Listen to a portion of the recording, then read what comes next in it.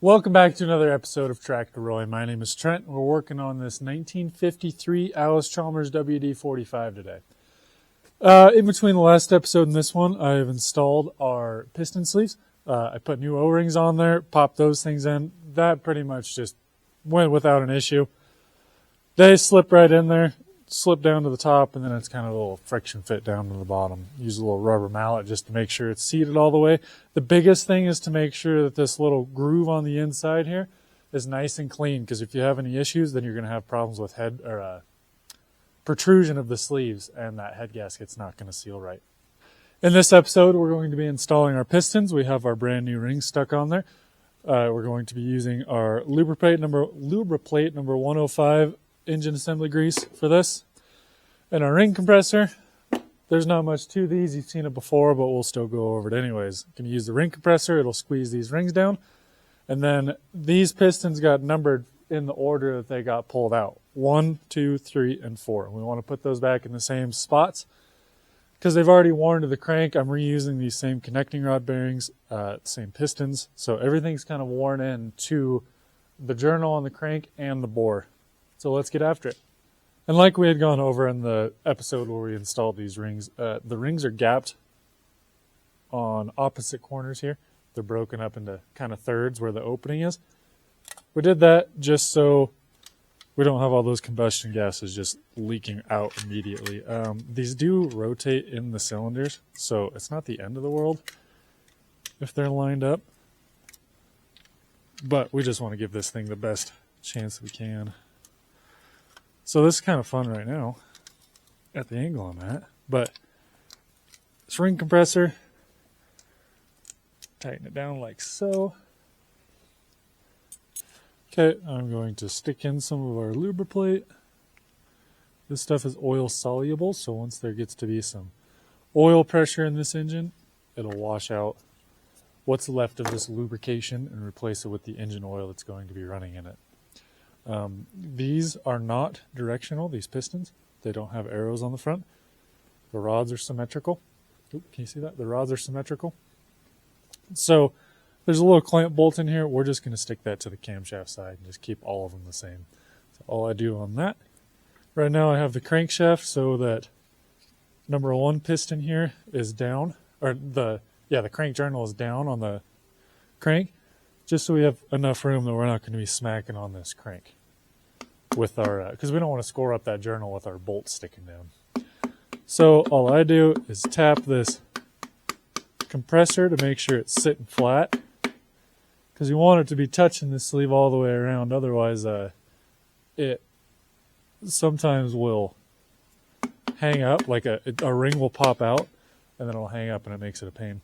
So anyways, I just take the back end of my dead blow hammer,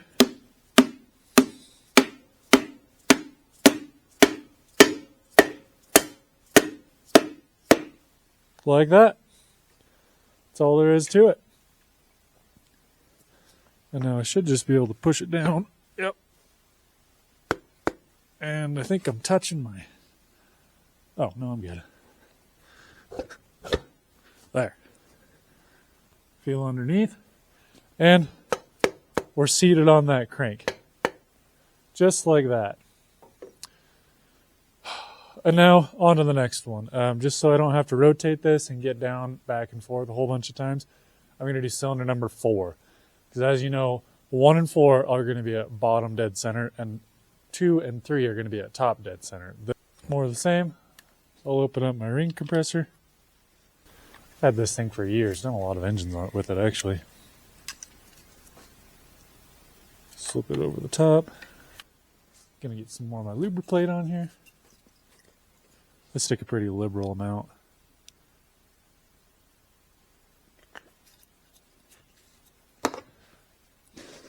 Same thing. It'll just go in this back one.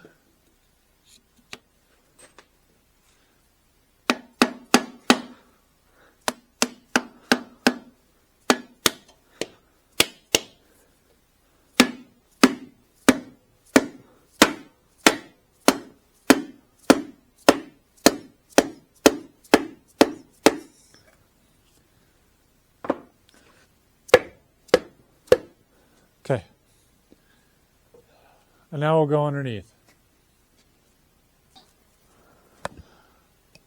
Okay.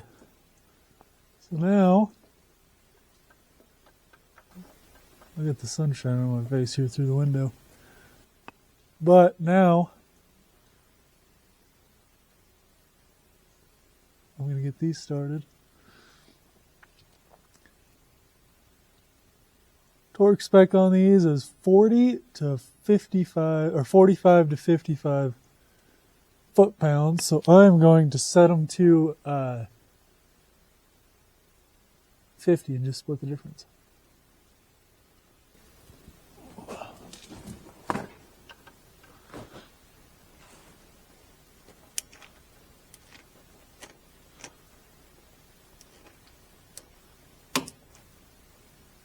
Gosh, it's cold today. I think it was like 15 below when I went to town this morning.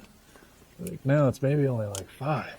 But all this stuff is still below 0 from sitting in the shop.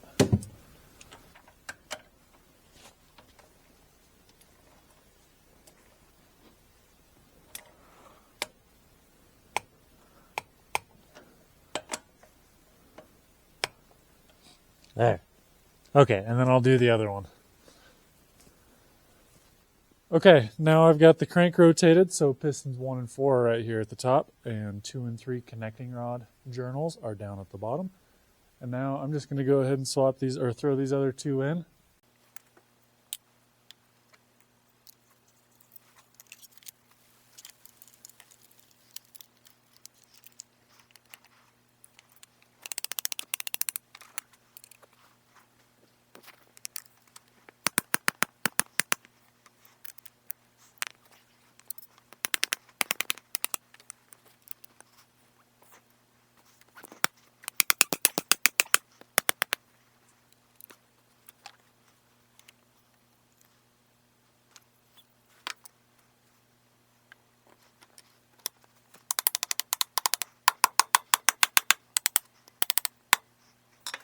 Okay, now I'm going to install the head gasket. I threw a couple of coats of copper coat on there, or some copper gasket sealer. If your gasket isn't labeled, they are directional. Like this one only goes on one way.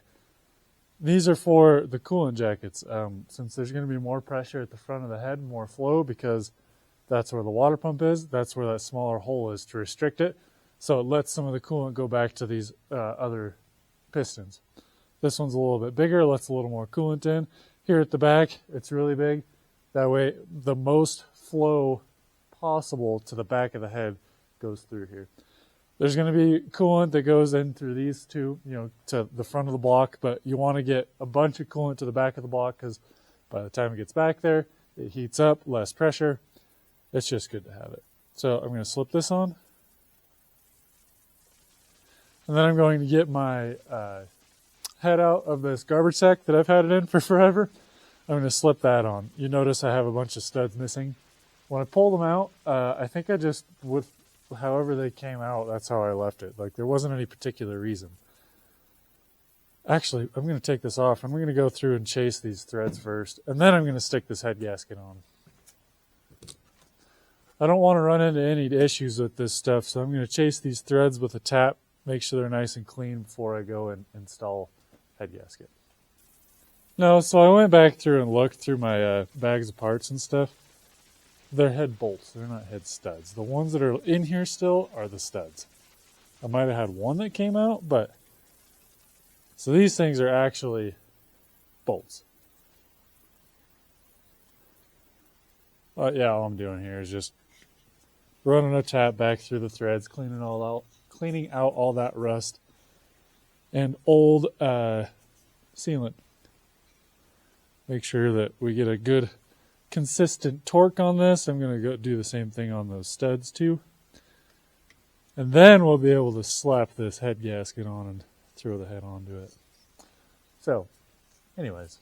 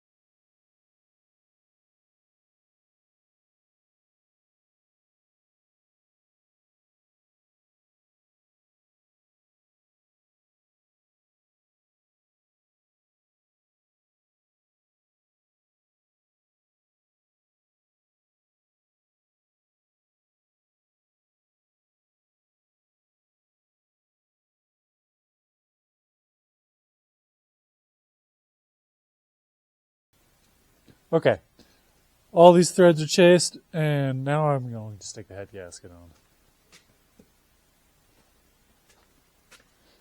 That makes me feel better. Like I said, this one can only go on one way.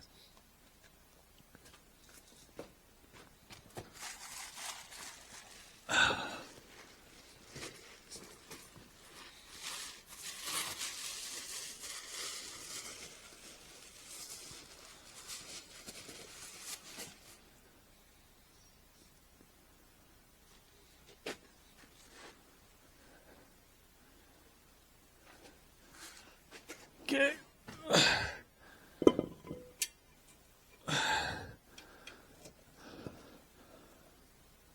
Beautiful. Just like that.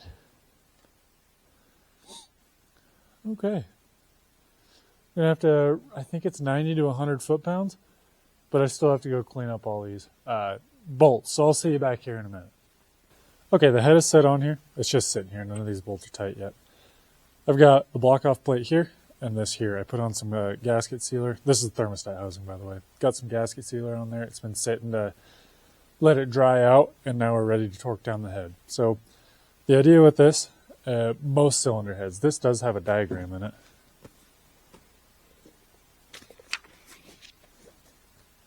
The manual does have a diagram in it of how you're supposed to torque these down.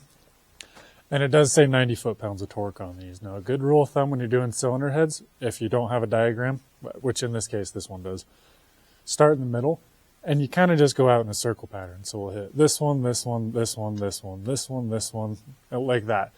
The idea is you want to start in the middle and push the pressure out. As this head gets torqued down, it'll start to deflect a little bit. So when you torque it from the middle, it'll kind of pull down, and then it'll kind of like that.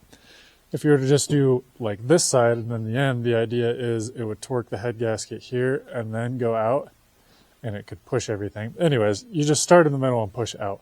This head will deflect as you torque it down, like I said before, so you want to try and make it even. Start here in the center and work your way out.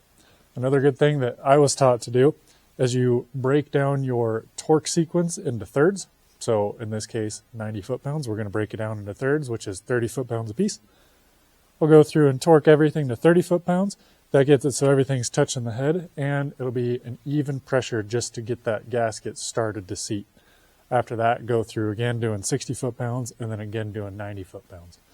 After we've run this for a while, heated it up, got a good heat cycle in it, got, maybe, I don't know, enough to warm it up, maybe like an hour runtime, something like that. Then we'll go back through and retorque this head. As the stuff heats up, it'll kind of, stuff melts a little bit, warms up, it'll start squishing out to where it needs to be, and then we'll just retorque this to squish that head back down onto that head gasket.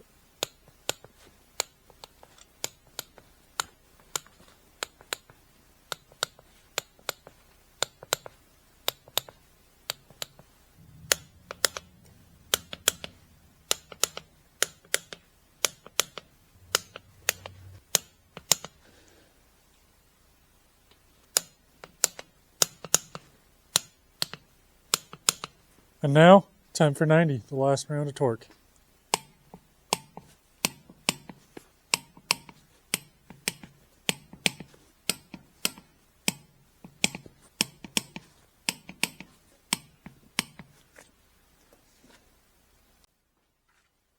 And these last three little guys here just get 25 foot-pounds.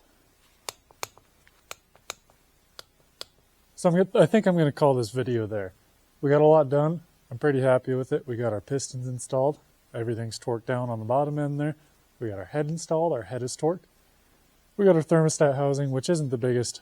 Wasn't needing to put it on now, but since we're torquing the head, we had to put it. So that's all good to go. Also, if you guys have this one. Also, if you guys have a good recommendation on a 1/2-inch torque wrench, I'm in need of a new one. I've had this Craftsman one for 15 years now, and it started slipping the gears. I could just rebuild it, but maybe I could rebuild it. I don't know. Since I bought this when Sears was still around, so I don't know if they still have the same quality in their rebuilt kits as they used to when it was still Sears, before it was farmed out to everybody. So if you got a budget-friendly one, as much as I would love like a $800 Snap-on one or whatever they are now. This is still a hobby. I don't do this full time. I would like stuff to be reasonably accurate, but it doesn't have to be as accurate as working on an airplane or a spaceship. So other than that, that's the only tidbit of information. The only ask I have from you, other than the usual, hit the thumbs up button, throw a comment down below. And if you have any other tool ideas, just shoot them to me. I'm always looking for new tools. It'll make my life a little easier. So I'm thinking in the next episode, we're going to get the oil pan. Actually, I don't even know if I'm going to show that. I'll probably just slap the oil pan back on. There's not much to that. Nothing else going on under there we really need to worry about. But the next episode, we'll for sure get our rocker arm shaft installed, our push rod stuck in there, and we're going to adjust the valve lash on our rocker arms. Once we get to there, then we'll probably stick the valve cover on just to keep everything clean. We might just call that an episode there of just adjusting valves, because there's kind of a lot going on to that. But then after that, just moving along in this process, we're going to have to stick the water pump on and the radiator. We might actually do the water pump at the same time we're doing the rocker arm shaft. Maybe that's how we do this. Then we'll have to do the radiator. I would like to get to that point before I get the exhaust manifold, or the intake and exhaust manifold, because I have to rob that off of that other WD45 I have. So I'd like to leave it on that one for as long as I can, because I think I'm going to have to pull it in here so I can seal up these surfaces. I'll probably just put a bunch of layers of duct tape on there, maybe wrap the whole head up to make sure that these things stay plugged and that engine over there stays safe, because other than the gears up in the front, that's still a good engine. So anyways, thanks for sticking with me on this video. Thanks for watching Tractor Roy, and I hope I'll catch you on the next one.